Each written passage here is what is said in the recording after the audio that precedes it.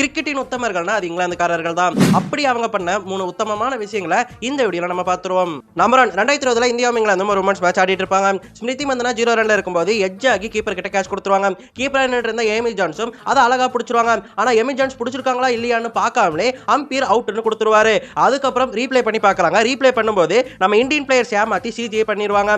அதுல Amy John's என்ன பண்ணிருப்பாங்கன்னா பால கீழே விட்டுருவாங்க. பால பிடிச்சிருப்பாங்க. ஆனா கை நழுவி கீழே விழுந்திருக்கும். கீழே விழுந்த பால வேணும்னே எடுத்துக்கிட்டு அவுட்னு சொல்லி கத்திருப்பாங்க. அதை பார்க்காம அம்பீர் அவுட்னு கொடுத்திருப்பாங்க. இப்படி ஒரு சிஜிஏ வேலையை இந்திய வீரர்கள் பார்த்திருப்பாங்க. அதனால அது நாட் அவுட்னு சொல்லி ஸ்மிருதி மந்தனாவை உள்ள கூப்பிட்டு ஆட வச்சிருப்பாங்க. அந்த மேட்ச்ல இந்தியா ஜெயிக்கவும் செஞ்சிருப்பாங்க. என்ன ஒரு ஏமாற்றத்தனம் பாருங்க இந்தியாக்காரங்க பண்ணிருக்காங்க.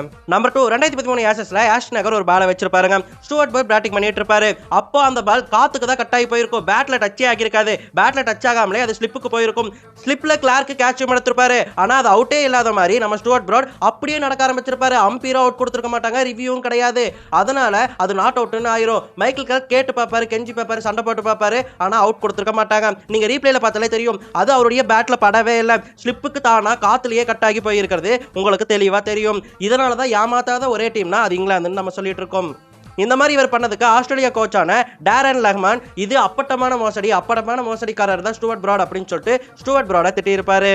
நம்பர் 3, ரீசெண்டா 2025 நடந்த இந்தியாவுக்கும் இங்கிலாந்துக்குமான ஒரு டெஸ்ட் மேட்ச்ல கடைசி ஓவரா பூம்ரா போட வந்திருப்பாரு. அதுதான் அந்த நாளுடைய கடைசி ஓவரா இருந்துச்சு. ஃபர்ஸ்ட் பேட்டிங்கா இங்கிலாந்து இறங்கி இருந்தாங்க. இந்த ஓவரை வந்துட்டு டைம் ஓட்டி அந்த நாளை முடிக்கணும் அப்படின்னு சொல்லிட்டு ஜாக் ராலியும் பென் டக்கட்டும் இருந்தாங்க. அந்த ஓவரின் 3வது பால பூம்ரா போட டக்குன்னு ஸ்டாப் பண்ணியிருப்பாரு ஜாக் ராலி. டைம் ஓட்டுறதுக்காக அங்கேயும் இங்கே அலைஞ்சிருப்பாரு. அதை பார்த்து சுமன் கில் உங்ககிட்ட பந்துகள் இருந்தா போய் விளையாடு அப்படின்னு சொல்லிட்டு கலாச்சு விட்டுருப்பாரு. இது தப்பான விஷயங்க. அதுக்கப்புறம் 5வது பால்ல பூம்ரா வீசின பால் அவருடைய கையிலேயே பட்டுரும். அதனால அவருடைய கையானது ரொம்ப பெருசா வீங்கிரும். பயந்து போய் கையை ஆட்டிட்டு கையை உதறிட்டு பிஷியாவை கூப்பிட்டுருப்பாரு. பிஷியாவும் வந்து பார்த்துருப்பாங்க. அதை பார்த்து நம்ம இந்திய வீரர்கள் அவர் கை மிகப்பெரிய அளவில் வீங்கி இருக்கிறதையும் பார்க்காம நல்லா நடிக்கிறப்பா அப்படின்னு சொல்லிட்டு கை தட்டி அவரை கிண்டல் பண்ணியிருப்பாங்க. அவங்க அப்படி பண்ணதால பென் டக்கட்டும் சுமன் கில்லும் சண்டையே போட்டிருப்பாங்க. அந்த இடத்துல மிகப்பெரிய பதட்ட சூழ்நிலையானது உருவாகி இருக்கும். ஆனா அவங்களுக்கு தெரியல இந்த மாதிரி சண்டை உருவாகி டைம் அவுட் ஆகணும் அப்படிங்கிறது தான் இங்கிலாந்துடைய பிளானே. இதனால தான் இங்கிலாந்து வீரர்களை நம்ம உத்தமர்கள்னு சொல்றோம்.